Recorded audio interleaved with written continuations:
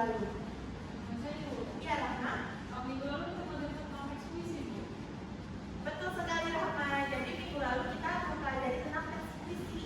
Nah, ada yang masih ingat nggak? Dalam kuis itu terdapat kata apa saja sih? Iya, Alif. Ada unsur intrinsik dan ekstrinsik, Bu. Betul sekali, Alif. Jadi minggu lalu kita mempelajari tentang teks puisi. Nah, dalam teks puisi itu terdapat beberapa struktur dan juga unsur, yaitu seperti intrinsik dan juga ekstrinsik.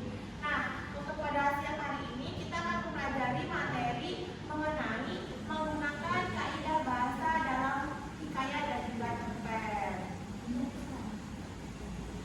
Nah, hikayat, ada yang sudah dengar akan hikayat?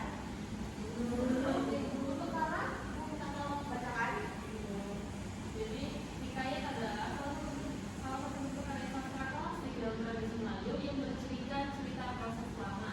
Hikayat biasanya berisi cerita-cerita mengenai sejarah, pengalaman, keagamaan atau dongeng yang penuh dengan keajaiban dan keagamaan moral. Betul sekali, Rahma. Jadi hikayat merupakan suatu karya sastra Melayu klasik yang bercirikan prosa lama yang menceritakan kehidupan pada masa lampau seperti dongeng, kemudian sejarah, pewawanan, legenda seperti itu.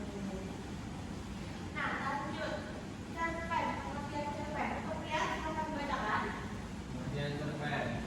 Cerpen adalah salah satu bentuk prosa modern yang menyampaikan cerita atau pengalaman secara singkat, padat dan fokus pada satu peristiwa utama. Betul sekali. Jadi cerpen merupakan suatu karya sastra prosa modern yang menceritakan suatu cerita pendek seperti itu ya. Nah, selanjutnya terdapat kaidah dan juga kebiasaan anak-anak. Yang pertama ada konjungsi. Konjungsi ada yang tahu nih anak? Bila ya, mohon untuk menyimak ya. Oke, konjungsi. Konjungsi, ada yang sudah tahu apa itu konjungsi? Konjungsi merupakan kata penghubung antara satu kalimat dan juga kalimat yang lain. Nah, dalam hikayat itu juga terdapat konjungsi anak-anak, yaitu berupa kata syah dan ansyah, bermula dan pelampian. Nah, kata.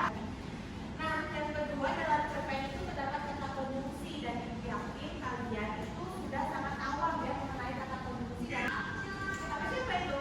Maaf Ibu.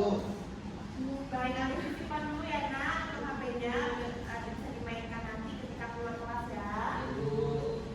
Nah, kita lanjut dalam konjungsi itu dalam cerpen juga terdapat kata konjungsi anak-anak. Jadi yakin kalian lebih awam mengenai kata konjungsi dalam cerpen ketimbang kata konjungsi dalam hikayat. Seperti dalam cerpen ketika kata konjungsinya ketika, lalu, kemudian, oleh karena itu, sebab itu, sebagaimana, gitu ya. Nah, yang kedua itu ada majas. Yang pertama ada majas personifikasi, majas hiperbola, majas perbandingan. Nah, adakah yang sudah tahu apa itu salah satu? Adakah yang sudah tahu atau mengetahui salah satu di antara majas yang disebutkan? Belum ya.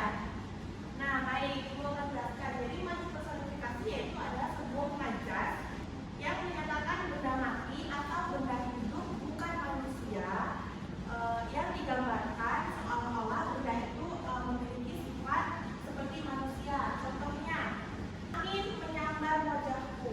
Nah, angin itu kan bukan manusia ya, anak-anak. Angin merupakan benda mati, benda tak hidup. Namun seolah-olah digambarkan seperti angin itu menyambar wajahku seperti itu. Nah, baik. Kemudian yang ketiga ada kata kerja atau kata arkais. Dalam hikayat itu terdapat kata arkais. Nah, kata arkais itu apa sih, Bu? Nah, jadi kata arkais merupakan kata-kata yang digunakan pada masa lampau atau kuno yang tidak lagi atau tidak umum lagi digunakan pada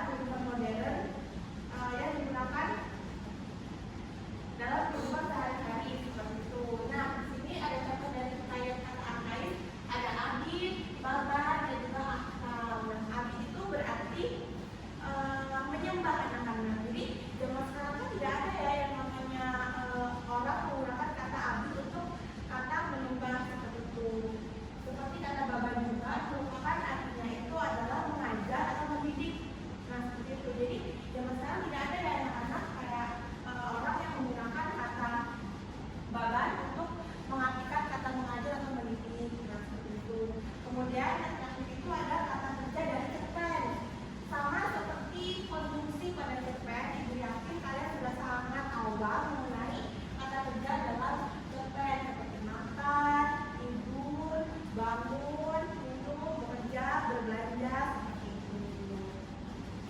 seperti itu. Nah, selanjutnya di sini ada kutipan cerpen. Silahkan kalian baca, diberikan waktu.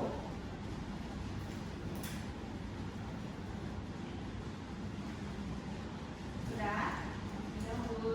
Ibu akan bertanya kepada Alif.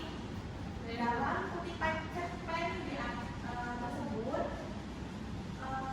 tentukan konjungsinya. Kalau tidak salah di kalimat kedua yang bagian awal Bu yang lalu kata Betul sekali. Jadi anak-anak bisa kalian lihat di sini terdapat konjungsi lalu yang menghubungkan antara kalimat satu dengan kalimat dua seperti itu ya. Baik, Ibu rasa kalian semua sudah paham. Adakah yang ditanyakan terkait materi kita pada siang hari ini? Cukup baik.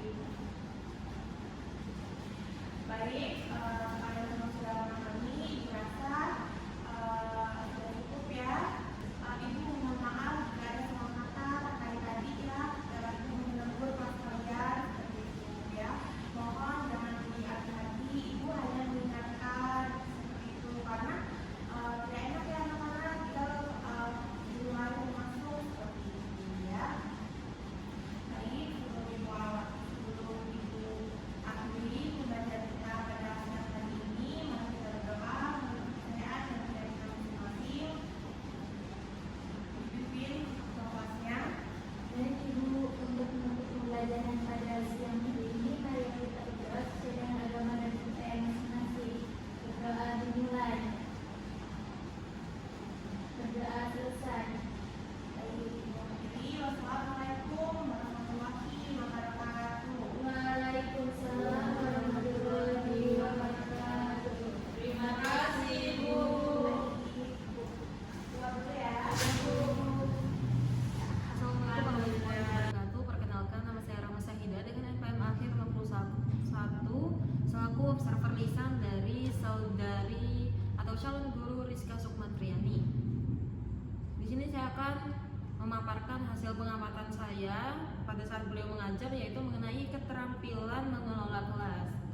Pada saat mengajar, beliau sudah menerapkan keterampilan dalam mengelola kelas, mulai dari seperti prinsip pengelolaan kelas. Beliau sudah begitu hangat dan antusias. Kemudian pada saat tantangan dan juga bervariasi, beliau sudah melakukannya dengan baik ya. Selanjutnya yaitu dalam keluasan dan juga penanaman disiplin diri, beliau sudah melakukannya dengan baik. Selanjutnya yaitu pada pengelolaan penataan ruang kelas, beliau melakukan mulai dari pengelolaan meja kursi, pengelolaan alat pembelajaran, dan juga penataan keindahan dan kebersihan kelas sudah dilakukan oleh beliau dengan baik. Akan tetapi pada komponen seperti pengelolaan penataan ventilasi dan tata cahaya, beliau tidak melakukannya seperti itu. Lalu pada tindakan pengelolaan kelas seperti sikap tangga, perhatian dan keterlibatan, beliau sudah melakukannya. Memberi perhatian pada waktu yang bersamaan saat mengajar, kemudian merumuskan perhatian kelompok pada tugas yang diberikan, beliau sudah melakukannya dengan baik. Selanjutnya itu memberi petunjuk-petunjuk yang jelas, kemudian menegur tingkah laku siswa yang mengganggu kondisi kelas, beliau sudah melakukannya dengan baik dan tepat tanpa ada unsur kasar seperti itu. Lalu pada komponen perubahan tingkah laku, beliau sudah melakukannya. Kemudian pada menimbulkan dan memecahkan tingkah laku yang terdapat masalah, beliau juga sudah melakukannya seperti itu. Sekian yang dapat saya sampaikan.